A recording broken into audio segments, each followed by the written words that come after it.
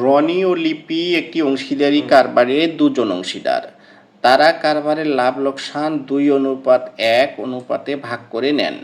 2024 সালের 1 জানুয়ারি তারিখে তাদের মূলধন ছিল যথাক্রমে রনির কত 1 লক্ষ টাকা এবং লিপির হচ্ছে 60,000 টাকা। রনি 1 জুলাই তারিখে কারবারে 20,000 টাকা ঋণ সরবরাহ করেন। এখানে কোনো কোনো অঙ্কে কিন্তু অতিরিক্ত মূলধন সরবরাহ করেন, এরূপ কথাও বলা থাকতে পারে। আমাদের এই অঙ্কে বলছে যে রনি 1 জুলাই অর্থাৎ বছরের মাঝামাঝি সময়ে 20,000 টাকা ঋণ সরবরাহ করেন। এরপরে বলছে লিপি প্রতি মাসে 500 টাকা করে বেতন পাবেন। এই কথাটি অনেক সময় বিশদভাবে বলা থাকে যে লিপি ব্যবসায় সার্বক্ষণিক দায়িত্ব পালনের জন্য প্রতি মাসে 500 টাকা করে বেতন পাবেন। এখানে সোজাসাপটাভাবেই বলা আছে যে লিপি প্রতি মাসে 500 টাকা করে বেতন পাবেন। তারা প্রতি মাসের প্রথম তারিখে কারবার হতে যথাক্রমে কি বলছে, প্রথম নামটি হচ্ছে রনি অর্থাৎ রনি 600 টাকা এবং দ্বিতীয় নাম হচ্ছে কি লিপি 700 টাকা নগদ উত্তোলন করেন। তারপর বলছে তাদের মূলধন ও নগদ উত্তোলনের উপর 5% হারে সুদ ধার্য করা হয়। উক্ত বছরে কারবারের লাভ হয় 40,000 টাকা। দেখো বলছে এখানে দুইজন অংশীদার আছে এবং দুইজন অংশীদারদের লাভ লোকসান বন্টনের অনুপাত হচ্ছে 2, অর্থাৎ রনি পাবে 2 ভাগ এবং হচ্ছে লিপি পাবে 1 ভাগ। এরপর বলছে তাদের মূলধন ছিল রনির 1 লক্ষ টাকা এবং লিপির ছিল 60,000 টাকা।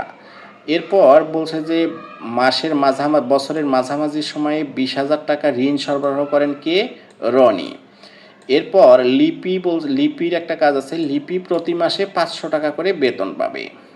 তারপর আরেকটি বিষয় আছে, তারা প্রতি মাসের প্রথম তারিখে দুজনেই রনি উত্তোলন করেন 600 টাকা, অর্থাৎ প্রতি মাসের প্রথম তারিখে রনি 600 টাকা এবং লিপি 700 টাকা করে নগদ উত্তোলন করেন। এরপর অঙ্কে বলছে যে তাদের মূলধন ও নগদ উত্তোলনের উপর, অর্থাৎ মূলধনের উপরও 5% এবং তারা যে নগদ উত্তোলন করছেন তার উপরও 5% হারে সুদ ধার্য করা হয়। এখন এসব কিছু করার পর তাদের কি হচ্ছে, ওই বছরে কারবারের লাভ হয় মোটামুটিভাবে 40,000 টাকা। এখন করণীয় বিষয় বলছে যে ক নাম্বার, উত্তোলনের সুদের পরিমাণ নির্ণয় করো। আমরা জানি সৃজনশীল অঙ্কের এই অংশটুকুতে 2 নাম্বার থাকে। তাহলে উত্তোলনের সুদের পরিমাণ এখানে আমরা লিখে দিলাম যে উত্তোলনের সুদের পরিমাণ নির্ণয় করব। এখানে উত্তোলনের প্রথম জনের আসি যে রনির আমরা রনির আগে বের করি, যেহেতু প্রথম নামটি হচ্ছে আমাদের রনির, তাহলে রনির উত্তোলনের সুদ কি বলছে দেখো, অঙ্কটির মূল বিষয় হচ্ছে তারা কিন্তু দুজনেই উত্তোলন করছে। এখানে অংশীদারি ব্যবসার উত্তোলনের সুদ নির্ণয় করার ক্ষেত্রে যদি কোনো অঙ্কে প্রথম তারিখ বলা থাকে, এই অঙ্কে কিন্তু প্রথম তারিখ বলা আছে।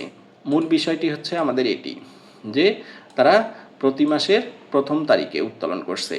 যদি এরকম হয় যে প্রথম তারিখে উত্তোলন করে, তখন আমরা এই সূত্রটি ব্যবহার করব। আমরা যখন যে অঙ্ক আসবে তখন আমরা সেই সূত্রের আলোকেই শিখব। যেহেতু এখানে প্রথম তারিখে বলছে, তাহলে প্রথম তারিখে রনি উত্তোলন করে টাকা কত টাকা বলছে যে 600 টাকা।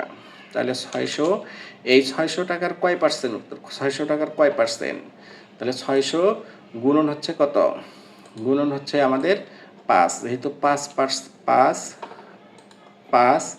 কত, এর পরের যে বিষয়টি হচ্ছে এই 5%, কিন্তু প্রথম তারিখ এই কথাটি বলা থাকার কারণে আমাদের গুণ করতে হবে। মনে রাখবে এটি কিন্তু একটি সূত্র এবং এই সূত্রটি অবশ্যই তোমাদের মনে রাখতে হবে। এই অঙ্কটিকে গুণ করতে হবে আমাদের 13 দিয়ে গুণন দেব এবং ভাগ দেব হচ্ছে, আমরা ভাগ দেব হচ্ছে সবসময় কত দিয়ে, 2 দিয়ে। তাহলে কি হবে, এই সূত্রের এই অংশটুকু আমরা কেন ব্যবহার করলাম, যদি কোনো অঙ্কে প্রথম তারিখে বলা থাকে তাহলে উত্তোলনের পরিমাণ গুণন পার্সেন্ট, এখানে যে পার্সেন্ট বলা থাকবে তাকে আমরা 13 দিয়ে গুণন দেব এবং 2 দিয়ে ভাগ দেব। তাহলে এইটুকু ক্যালকুলেশন করলে আমাদের টাকার পরিমাণ দাঁড়াবে 195 টাকা।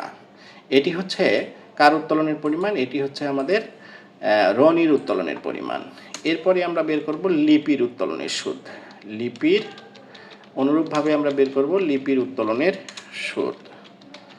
লিপির উত্তোলনের সুদ। লিপি উত্তোলন করছে দেখো প্রতি মাসে 700 টাকা। তাহলে 700 কি করব আমরা এই যে গুণন দেব, গুণন কয় পার্সেন্ট? গুণন হচ্ছে আমাদের 5%, গুণন 5%। এরপরে প্রতি মাসে বলা থাকার কারণে, যেহেতু প্রতি মাসে বলা থাকার কারণে সেহেতু সূত্রের আমরা এই অংশটুকু প্রয়োগ করব। তাহলে এই অংশটুকু আমরা এখানে প্রয়োগ করলাম। তাহলে এর টাকার পরিমাণ কত হবে আমাদের? এর টাকার পরিমাণ হবে আমাদের কত? 228 টাকা। এটি হলো আমাদের উত্তোলনের সুদের পরিমাণ।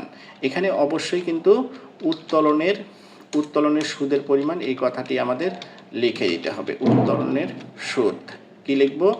রনি 195 টাকা ও লিপি, এখানে যেহেতু দুজন আছে, লিপি 228 টাকা।